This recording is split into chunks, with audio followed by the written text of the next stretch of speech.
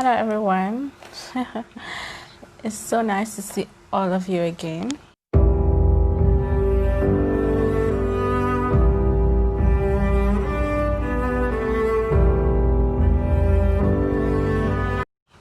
Thank you for joining us at our small community-based organization.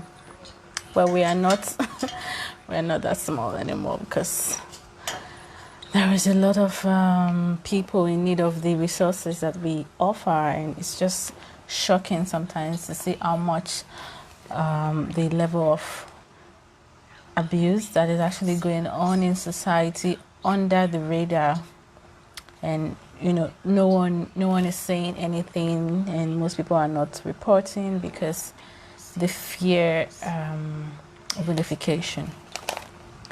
So today, just in case this is your first time here, I'll do a quick introduction. My name is Harriet Nadenya Maria Omowe.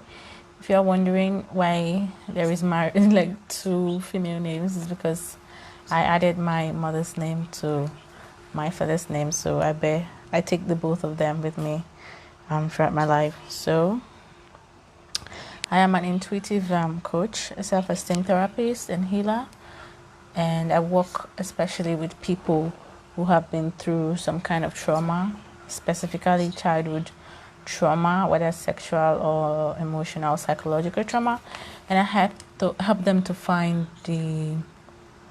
assess the resources that they need in order for them to transcend the pain of what has happened to them before in the past. And I do this a lot by working with my intuition as well as other psychological resources.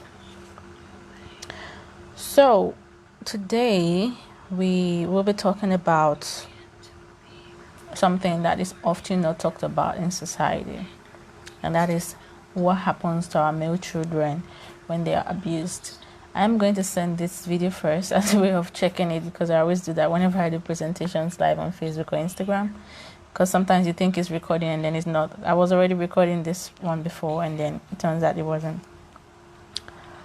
So in my line of work, I've worked with children for the past 3 to 4 years. I started working with them at the child clinic in University of Ibadan, and I have worked with a lot of people who carry stuff from their past, from their childhood into adulthood.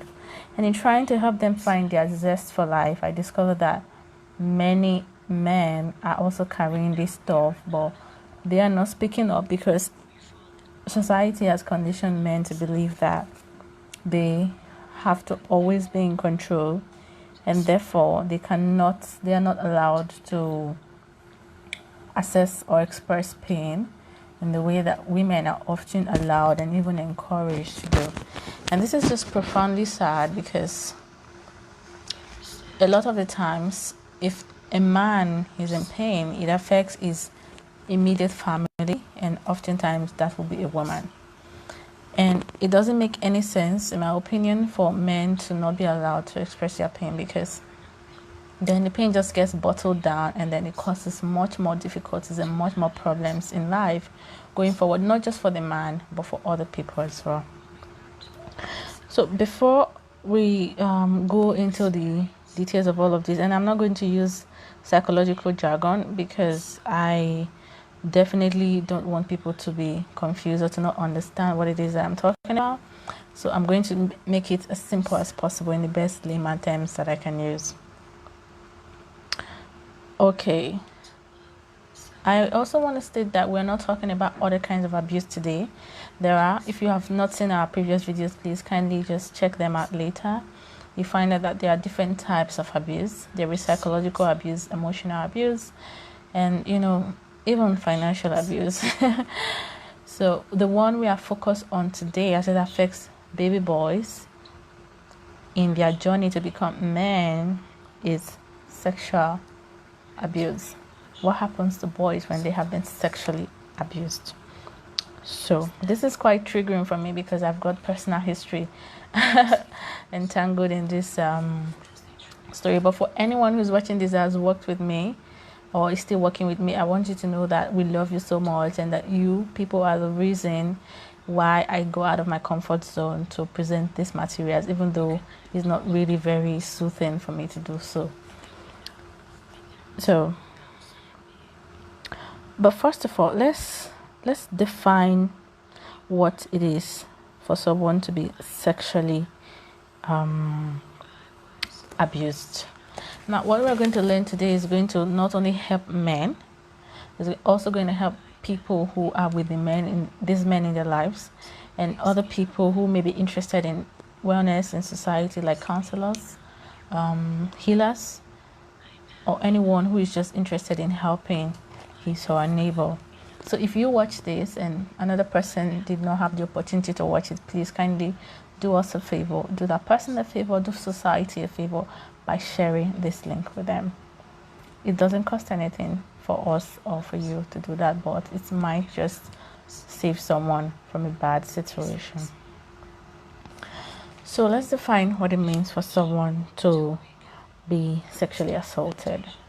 We all have these questions in our head and these ideologies of what it means for someone to be assaulted sexually, but the truth of the matter is that sexual assault has to do with any kinds of inappropriate touching, sexual abuse rather, inappropriate touching that is not, the other person is not a willing participant to.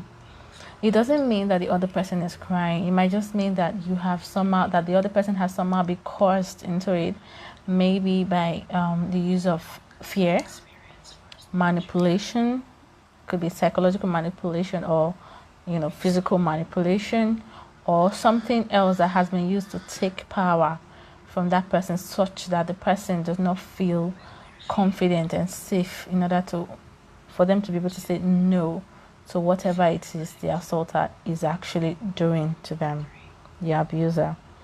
It could also mean instances when someone is watching pornography and forces a child to watch pornographic content with them, because that's very gross. In fact, watching pornography in itself is gross. So imagine bringing a child into that. That is one of the very strong ways that abusers take on children. Touching the male child in any kind of way that that does not have to do with basic cleaning. So it could be a parent even fondling parts of the male organs because they, I don't know, want to soothe the child or whatever is going on in their mind at the time that they're doing this is not appropriate. That is abuse. Watching a child shower and fantasizing on it, getting off and watching a child shower or dress up, sexualized comments about a child's body. And when we are talking about boys here, I'm not saying it has to be baby boys. It could be teenage boys. It could be a boy who is like 14, 15. That is definitely still a boy. If what is being done is being done to that person by an adult who has more experience, who is older, or who is in a place of trust. So this could be a father, this could be an uncle, this could be anybody that this child trusts, and he or she is doing this thing too. So now we understand what sexual assault abuse is on the part of baby boys. Now, what happens after a baby boy is exposed to this kind of behavior? So of course we know that this also includes sex, includes being forced to perform oral sex, and oftentimes the child does not really fully understand what is going on, because for them, they don't understand, they haven't reached that age of sexual maturation in order for them to understand what is going on.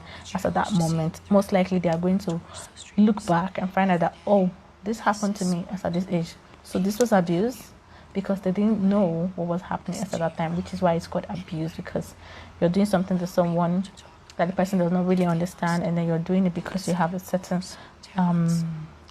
amount of power over the person. Whether you're a pastor, you're a father, you're an uncle, you're a teacher, or whatever, you're a caretaker, you're a nanny, you're an older brother, older sister, because sometimes we don't understand that women can also do this to boys or to men. Whatever position you hold that has to do with power or trust about this person, and you do something of this nature to them sexually, that is sexual abuse. So what happens afterwards? I'm going to send this video now just to be sure it was recording, and then I will move on to look at the dynamics of what happens and how this kind of abuse shows up in the life of adult men. Thank you for watching so far.